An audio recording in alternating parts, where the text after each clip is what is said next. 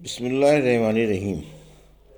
الحمد للہ رب العالمین، والصلاة والسلام علی سید المرسلین و خاتم النبیین، اما بعد۔ صحیح بخاری، باب کتاب الصلاۃ، حدیث نمبر 489، اردو ترجمہ۔ اور عبداللہ بن عمر رضی اللہ عنہ نے نافع سے بیان کیا کہ رسول اللہ صلی اللہ علیہ وسلم نے راستے کے بائیں طرف ان گھنے درختوں کے پاس قیام فرمایا جو ہرشی پہاڑ کے نزدیک نشیب میں ہیں۔ یہ ڈھلوان جگہ ہرشی کے ایک کنارے سے ملی ہوئی ہے۔ یہاں سے عام راستے تک پہنچنے کے لیے تیر کی مار کا فاصلہ ہے۔ عبداللہ بن عمر اس بڑے درخت کی طرف نماز پڑھتے تھے جو ان تمام درختوں میں راستے سے سب سے زیادہ نزدیک ہے اور سب سے لمبا درخت بھی ہے۔ حدیث نمبر 490، اردو ترجمہ۔ اور عبداللہ بن عمر رضی اللہ عنہ نے نافع سے بیان کیا کہ نبی کریم صلی اللہ علیہ وسلم اس نالے میں اترا کرتے تھے جو وادی مرا زہران کے نشیب میں ہے، مدینے کے مقابل، جبکہ مقام صفراوات سے اترا جائے۔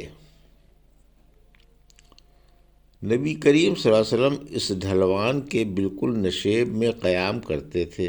یہ راستے کے بائیں جانب پڑتا ہے۔ جب کوئی شخص مکے جا رہا ہو، جس کو اب بطن مرد کہتے ہیں، راستے اور رسول اللہ صلی اللہ علیہ وسلم کی منزل کے درمیان صرف ایک پتھر ہی کے مار کا فاصلہ ہوتا۔ حدیث نمبر 491، اردو ترجمہ۔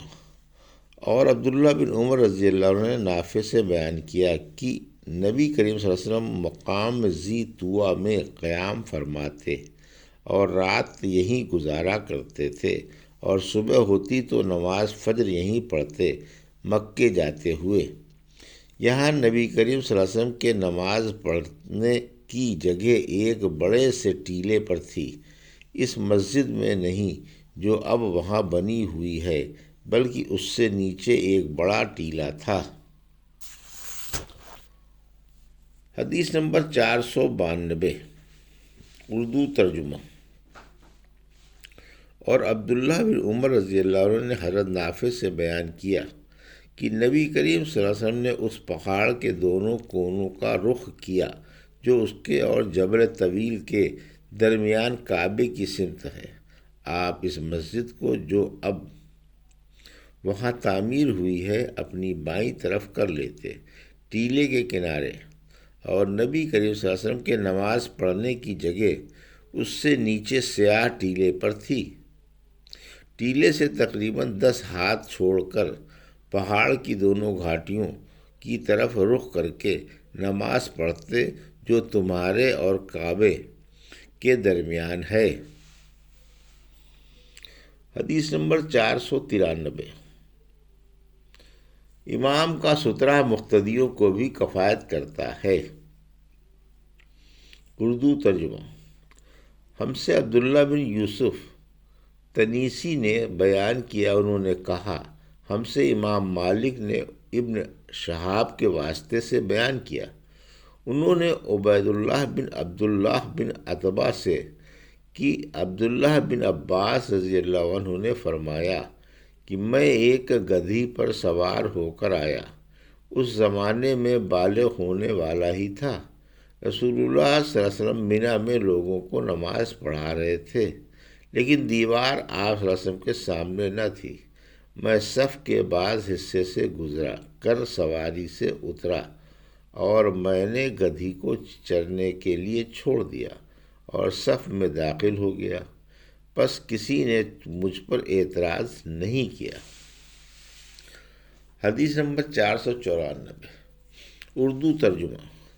ہم سے اسحاق بن منصور نے بیان کیا، کہا ہم سے عبداللہ بن نمیر نے کہا کہ ہم سے عبید اللہ نے نافع کے واسطے سے بیان کیا، انہوں نے عبداللہ بن عمر رضی اللہ عنہ کے سے کہ رسول اللہ صلی اللہ علیہ وسلم جب عید کے دن مدینے سے باہر تشریف لے جاتے تو چھوٹے نیزے یعنی برچھے کو گاڑنے کا حکم دیتے، اور وہ جب آپ کے آگے گاڑ دیا جاتا تو آپ صلی اللہ علیہ وسلم کے پیچھے جب آپ کے آگے گاڑ دیا جاتا تو آپ رضی اللہ عنہ کے پیچھے کھڑے ہوتے۔ یہی آپ صلی اللہ علیہ وسلم سفر میں بھی کیا کرتے تھے۔ مسلمانوں کے خلفاء نے اسی وجہ سے برچھا ساتھ رکھنے کی عادت بنا لی ہے۔ حدیث نمبر 495، اردو ترجمہ۔ ہم سے ابو الولید نے بیان کیا، کہا ہم سے شعبہ نے بیان کیا، عون بن ابی حذیفہ سے کہا میں نے اپنے باپ وہب بن عبداللہ سے سنا کہ نبی کریم صلی اللہ علیہ وسلم نے لوگوں کو بطحا کے میں نماز پڑھائی۔ آپ کے سامنے انزہ ڈنڈا جس کے پیچھے پھل لگا ہوا ہو گاڑ دیا گیا تھا۔ چونکہ آپ مسافر تھے اس لیے ظہر کی 2 رکعت اور عصر کی 2 رکعت ادا کی۔ آپ صلی اللہ علیہ وسلم کے سامنے سے عورتیں اور گدھے گزر رہے تھے۔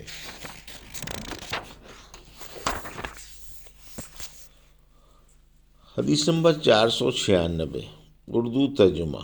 نمازی اور سترے میں کتنا فاصلہ ہونا چاہیے؟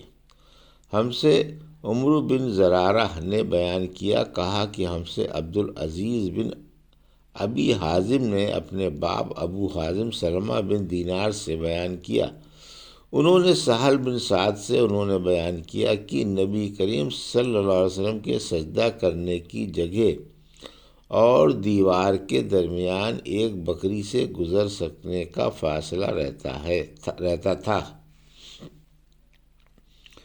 حدیث نمبر 497، ہم سے مکی بن ابراہیم نے بیان کیا، کہا کہ ہم سے یزید بن ابی عبید نے انہوں نے سلمہ بن عقو رضی اللہ عنہ سے بیان کیا، انہوں نے فرمایا کہ مسجد کی دیوار اور منبر کے درمیان بکری کے گزر سکنے کے فاصلے کے برابر جگہ تھی۔ حدیث نمبر 498، برچھی کی طرف نماز پڑھنا۔ ہم سے مسدد بن مسرحد نے بیان کیا، کہا ہم سے یحییٰ بن سعید قطان نے عبید اللہ کے واسطے سے بیان کیا، کہا مجھے نافع نے عبداللہ بن عمر رضی اللہ عنہ کے واسطے سے خبر دی کہ نبی کریم صلی اللہ علیہ وسلم کے لیے برچھا گاڑ دیا جاتا، آپ صلی اللہ علیہ وسلم اس کی طرف نماز پڑھتے تھے۔ حدیث نمبر 499، انزہ یعنی لکڑی جس کے نیچے لوہے کا پھل لگا ہوا ہو کی طرف نماز پڑھنا۔ ہم سے آدم بن ابی ایاس نے بیان کیا، کہا ہم سے شعبہ نے بیان کیا، کہا ہم سے عون بن ابی حذیفہ نے بیان کیا، کہا کہ میں نے اپنے باپ ابو حذیفہ وہب بن عبداللہ سے سنا، انہوں نے کہا کہ رسول کریم صلی اللہ علیہ وسلم دوپہر کے وقت باہر تشریف لائے، آپ کی خدمت میں وضو کا پانی پیش کیا گیا، جس سے آپ نے وضو کیا، پھر ہمیں آپ صلی اللہ علیہ وسلم نے ظہر کی نماز پڑھائی اور عصر کی۔ آپ صلی اللہ علیہ وسلم کے سامنے انزہ گاڑ دیا گیا تھا اور عورتیں اور گدھے پر سوار لوگ اس کے پیچھے سے گزر رہے تھے۔ حدیث نمبر 500، اردو ترجمہ۔ ہم سے محمد بن حاتم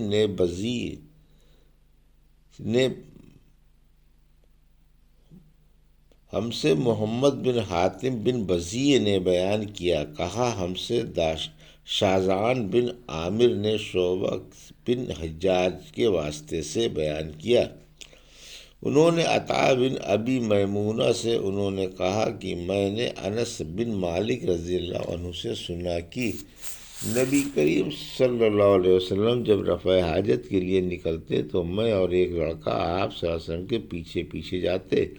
ہمارے ساتھ اکازہ یعنی ڈنڈا جس کے نیچے لوہے کا پھل لگا ہوا ہو یا چھڑی یا انزہ ہوتا، اور ہمارے ساتھ ایک چھاگل بھی ہوتا تھا، جس سے جب حضور صلی اللہ علیہ وسلم حاجت سے فارغ ہو جاتے تو ہم آپ کو وہ چھاگل دے دیتے تھے۔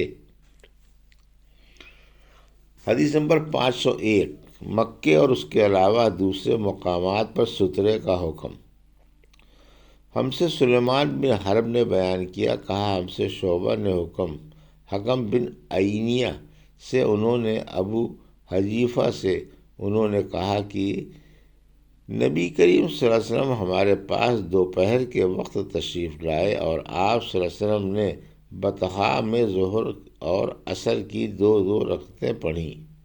آپ صلی اللہ علیہ وسلم کے سامنے انزہ گاڑ دیا گیا تھا، اور جب آپ صلی اللہ علیہ وسلم نے وضو کیا تو لوگ آپ صلی اللہ علیہ وسلم کے وضو کے پانی کو اپنے بدن پر لگا رہے تھے۔